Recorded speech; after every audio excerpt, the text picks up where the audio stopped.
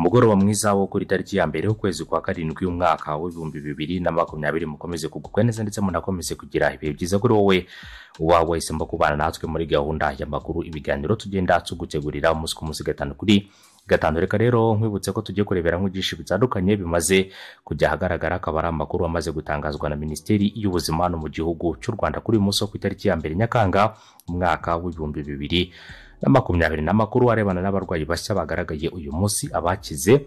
Hanyuma turaza kureba ibipimo byafashwe uyu munsi tunarebere hamwe amakuru atari meza amaze kutugera avuga ko rero umurwayi wa gatatu amaze guhitanwa na COVID-19 hano mu gihugu cy'u Rwanda nk'uko Minisiteri y'Ubuzima mu makuru bamaze gushyira ahagaragara bamaze kubitangaza. Ese rero uwitabye Imana yari mu ntoki, turaza kureba byinshi bitandukanye kubirebana n'uyu nyakwigendera, uturere turi kuza imbere rero mu barwayi bagaragaye uyu munsi. Nubwo rero mu karere ka Rubavu ku munsi w'ejo mu byemezo by'inama y'abaminisitiri bemeje ko akarere ka Rubavu ingendo ziva ndetse zinajya mu karere ka Rubavu zigomba gusubukurwa. Gusa uyu munsi nanone haragaragara ko hari abantu bakomeje kwandura muri kariya karere ka Rubavu mu ntara y'Uburengerazuba n'ubwo ingendo za hariya zamaze kuba zasubukurwa. Aya makuru atugeraho rero aravuga ko uyu munsi wo ku itariki ya mbere Nyakanga 2020 mu gihugu cy'u Rwanda mu mujyi wa Kigali honyine handuye abantu 7, mu karere ka Ngoma handuye abantu 6, naho mu karere ka Rubavu hakaba hamaze kwandura abantu bagera kuri 2, naho mu karere ka Rusizi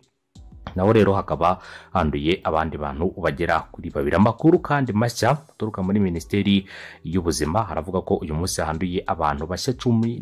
Ni ukuvuga ko rero mu bantu 17 banduye uyu munsi harimo baramaze kukubwira bagaragaye muri utwo turere twose, mu gihe rero abarwayi bose hamwe bamaze kugaragara no mu gihugu cy'u Rwanda ni abarwayi 1042. Hanyuma abamaze gukira iki cyorezo ni abantu 480. Uyu munsi amakuru meza hari nuko hakize abantu 33 bose bakaba bakize ndetse banasezererwa mu bitaro mu bari barwaye ndetse n'abarwayi b'icyorezo cya COVID-19, ariko bigaragara ko bamaze gukira iki cyorezo bakaba basezerewe mu bitaro abantu 33. Rero urumva ko ari akazi gakomeye kaba kakozwe n'inzego z'ubuzima. Ikindi kandi nuko mu bakirwaye harimo abarwayi 559 nibo bakirwaye barwariye mu bitaro bitandukanye byita ku barwayi ba COVID-19. Ibipimo bimaze gufatwa mu gihugu hose kuva umurwayi wa mbere yagaragara ku itariki ya 13 Werurwe muri uyu mwaka wa 2020 nuko amaze gufatwa 147,904, naho uyu munsi hafashwe ibipimo 3,961. Amakuru mabi kandi ahari nanone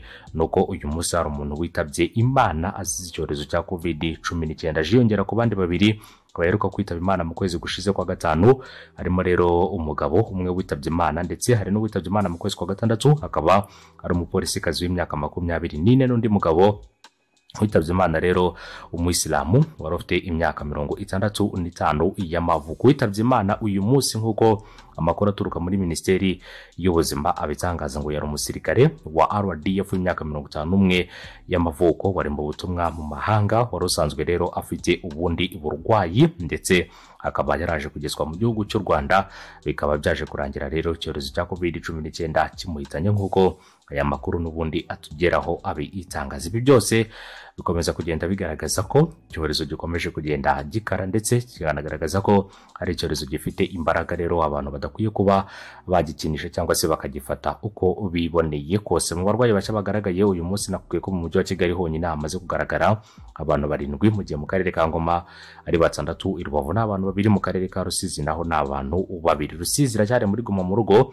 ndetse ku munsi w'ejo humvikanye amakuru y'imyigaragambyo ku baturage bo mu karere ka Rusizi ku birebana rero n'abari bagiye gufata amafunguro nk'uko amwe mu makuru atugeraho abitangaza. Gusa nanone inzego z'ubuyobozi zikaba zaraje kureba uburyo zikemura iki kibazo mu buryo rero bwihuse, kubera ko rero ni ikintu kitari cyiza ko abaturage rero bashobora kuba barwana cyangwa se bakagirana amakimbirane n'ibindi bikorwa byose bitari byiza bisa na rero cyangwa se bisa naho biganisha ku myivumbagatanya, ariko ishingiye n'ubundi kuri ibyo bikorwa byose ndetse na gahunda zitandukanye ziba zashyiriweho abaturage, ariko ntibikorwe nk'uko byakabaye bikorwa. Reka rero twizere neza ko abanyarwanda ndetse n'abaturarwanda bose mukomeza kubahiriza amabwiriza ndetse mukanayakurikiza umunsi ku munsi gatanu kuri gatanu, mu gihe ikindi kandi ku munsi w'ejo habaye inama y'abaminisitiri yateranye muri village Urugwiro yagombaga kwiga ku ngamba nshya n'ubundi zigomba gukomeza kubahirizwa no gukurikiza kugira ngo dukomeze kwirinda COVID-19. Zimwe rero mu ngamba ndetse na zimwe muri gahunda zitarasubukurwa zikomeza kuza imbere, ariko nanone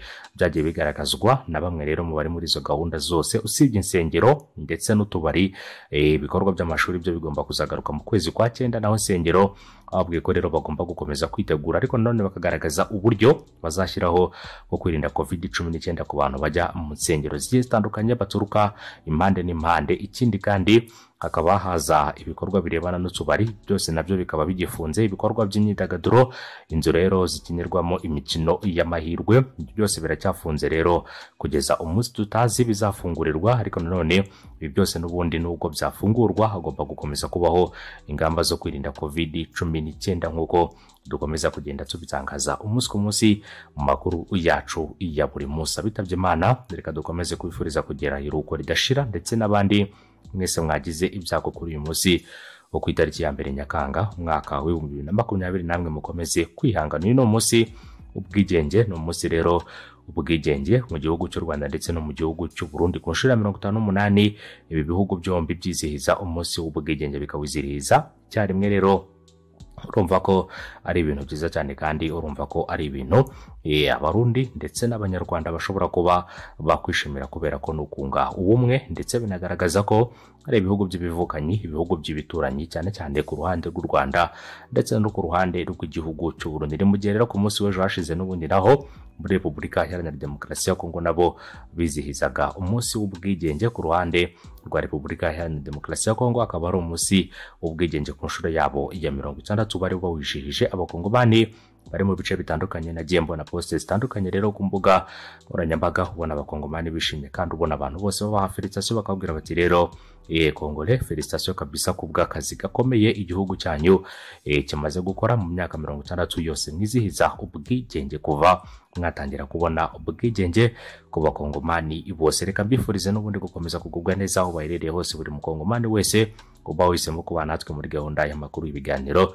tugenda tugutegurira umunsi ku munsi 5 kuri 5. Turabashimiye cyane kubw'ubwitange bwanyu, kandi turabashimira kubw'ubushake ndetse n'imbaraga mukomeza kugenda mugaragaza. Ikindi kandi dushimire buri munyarwanda wese uba wagize uruhare kugira ngo aya makuru akugereho, akugerereho igihe ku buryo bugezweho kandi bunogeye ijisho. Ndashimira buri wese rero uba wafashe umwanya we agakurikirana amakuru yacu 5 kuri 5. Mwese muri abantu b'abagabo kandi muri abantu b'agaciro cyane, mukomeze kugubwa neza ndetse munakomeze kunogerwa n'izindi gahunda zacu z'amakuru tugenda tugutegurira umunsi ku munsi 5 kuri 5 kuri uyu mugoroba wo ku itariki ya 1. Nizere ko buri wese rero uyu munsi wo ku itariki ya 1 afite byinshi wibukiraho, ndetse abavutse kuri itariki namwe mukomeze kugira isabukuru nziza y'amavuko, ndetse n'abandi mwese itariki rero ibifite byinshi bibutsa mu buzima bwanyu.